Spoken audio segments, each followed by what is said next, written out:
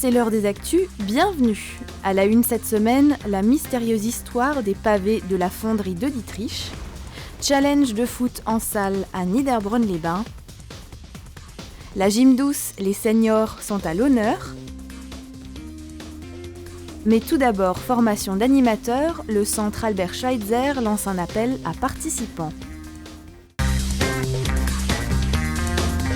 Suisse, Allemagne et France regroupés au sein d'une même structure. C'est la conférence du Rhin supérieur. De Karlsruhe à Bâle sont regroupées différentes institutions pour échanger sur les questions de zones transfrontalières. Au sein des différentes problématiques, on retrouve un groupe de travail jeunesse qui propose des actions de formation.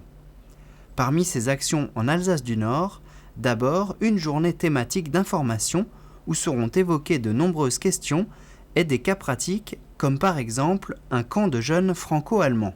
Les animateurs français et les animateurs allemands n'ayant pas eu la même formation, n'ayant pas la même culture, ne parlant pas la même langue, peuvent se retrouver face à des situations un peu problématiques et donc l'idée c'est de débroussailler un petit peu tout ça face à telle ou telle situation. Que dit la réglementation française, que dit la réglementation allemande? L'autre action, c'est la formation au BAFA, le brevet d'aptitude aux fonctions d'animateur.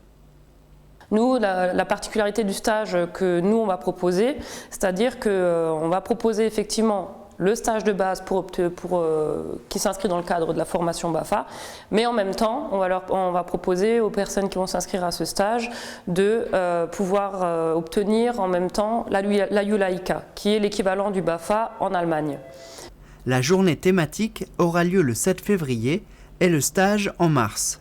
Pour plus d'informations et participer à ces rencontres, contactez le centre Albert Schweitzer au 03 88 80 81 27.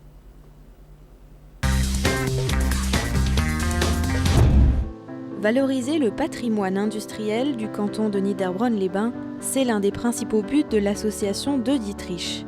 À l'ancienne forge de Jägertal dorment de mystérieux pavés chargés d'histoire. Et c'est donc tout naturellement que l'on y a retrouvé un membre de la Société d'Histoire pour nous en dire un peu plus sur le sujet. Ça, c'est un pavé de bois. C'est un pavé de bois qui, depuis, on va dire, 150 ans, a été utilisé d'abord pour paver les rues des villes, notamment de Paris, et puis qui a été aussi utilisé dans certains ateliers, des écuries aussi, pour faire un sol qui soit à la fois résistant et confortable. Celui-ci que je tiens dans la main provient de l'atelier de menuiserie de l'usine de Niederbronn, de la fonderie de Niederbronn. Il y en avait d'ailleurs pratiquement dans toutes les usines du groupe, d'après ce que je sais, notamment à Reichshofen et puis donc à Niederbronn. Installés au début du XXe siècle dans ce qui fut l'ancienne menuiserie à la fonderie de Niederbronn-les-Bains, les pavés de bois procuraient un grand confort en termes d'isolation thermique. Afin de ne pas perdre ce précieux patrimoine, quelques bénévoles ont été appelés à la rescousse un certain samedi pluvieux de novembre. Nous n'étions pas trop nombreux, nous étions 4 ou 5 pour cette opération, ce qui ne nous a pas permis d'en enlever autant qu'on voulait, parce qu'il y en avait quand même une très grande surface. Et c'était une opération qui n'était pas très difficile, les pavés s'enlevaient relativement facilement, mais par contre, ayant accumulé une centaine d'années de poussière, c'est quelque chose qui était horrible à respirer et aussi à absorber sur le corps. Plusieurs shampoings et une longue douche n'ont pas été trop pour évacuer cette poussière. Souhaitant transformer la menuiserie pour y installer une grenailleuse, la fonderie a été obligée de remplacer les pavés par une dalle en béton. Mais c'est grâce à quelques bonnes volontés que ces pavés ont pu être sauvés.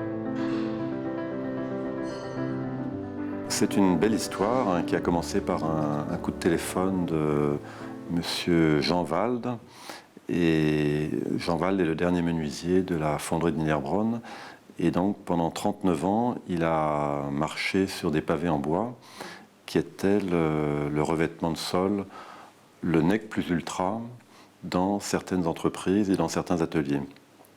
Et donc, lorsque on a appris que ces pavés allaient être enlevés, on s'est dit, si Jean Val nous appelle, c'est sûrement que c'est important. Donc on a organisé vite une opération de sauvetage pour récupérer une centaine de mètres carrés de pavés.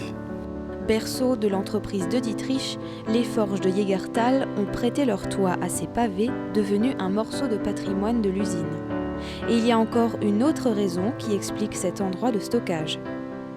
C'est une bonne idée, je trouve, d'imaginer redonner à l'intérieur de la forge un caractère authentique et qui raconte l'histoire de l'industrie locale.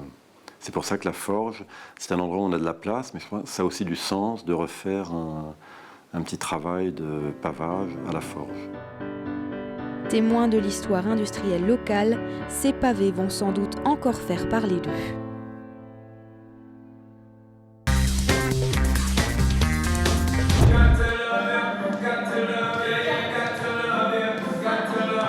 Faire du sport quand on a 50 ans et plus ? Si, c'est possible. Janine et ses élèves assidus vont vous le prouver. C'est à Gundershofen, dans la salle de judo, que l'on s'active. On travaille le dos, les épaules, l'équilibre, le renforcement musculaire et tout ça dans la bonne humeur. Ce cours est destiné surtout aux personnes qui n'ont pratiquement jamais fait d'activité ou qui voudraient continuer une activité, sachant que dans les salles de sport, c'est plus ou moins dédié aux jeunes. Et les personnes qui ont plus de 50 ans ne retrouvent plus leur place dans une salle de sport. D'où l'idée m'est venue, donc j'ai fait quand même une formation pour faire tout cela, de travailler avec les 50 et plus et les 60 et plus. Et ça se passe très très bien. Les personnes sont contentes, ravies de pouvoir un petit peu travailler leur corps. Dynamiques et en musique, les quinquas et sexagénaires n'ont rien à envier aux plus jeunes. Elles donnent le meilleur d'elles-mêmes.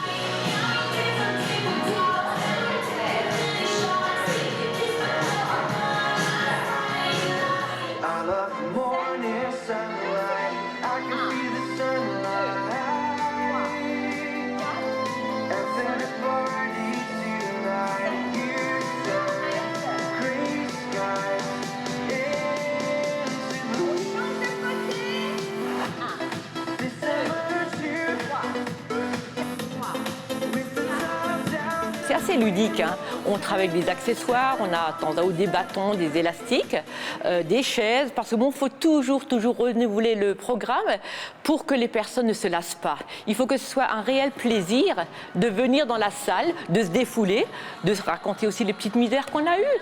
Mais ça, c'est après le sport. Avant le sport, d'abord le travail. Consciente que la préservation et même l'amélioration de son capital santé, passé un certain âge, est essentielle, Janine motive ses troupes.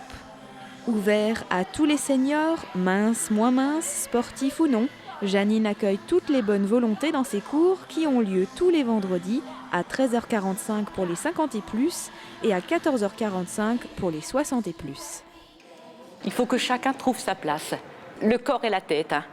Quand on est bien dans son corps, on est bien dans sa tête.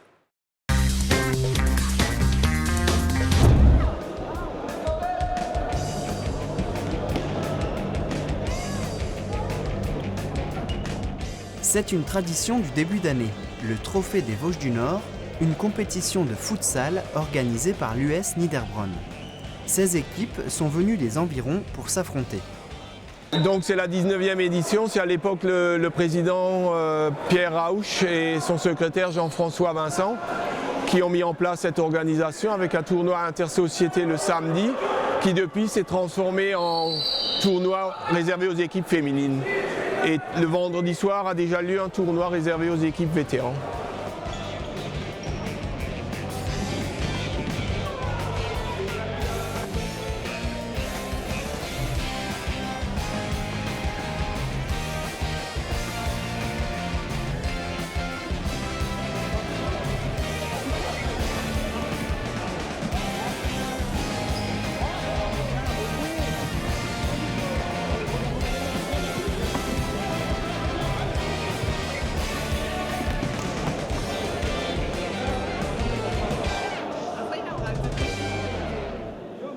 Les matchs durent 8 minutes.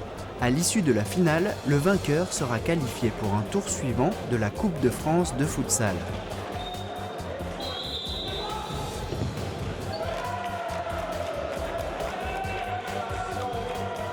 C'est Mertwiller qui a gagné les 2 dernières éditions.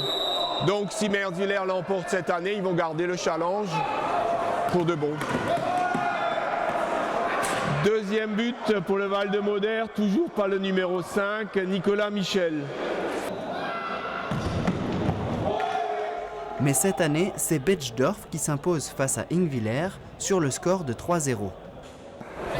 Deux fois j'ai gagné ce tournoi ici. Dans les 3e fois ça aurait été beau, mais on est tombé sur une bonne équipe d'Ingwiller. Et il y avait des bonnes équipes aujourd'hui et je pense qu'ils ont mérité plus que nous que d'aller en finale. On jouait contre Ingwiller, c'était soit eux, soit nous. Le journal décidé ainsi, c'est Ingwiller qui est passé.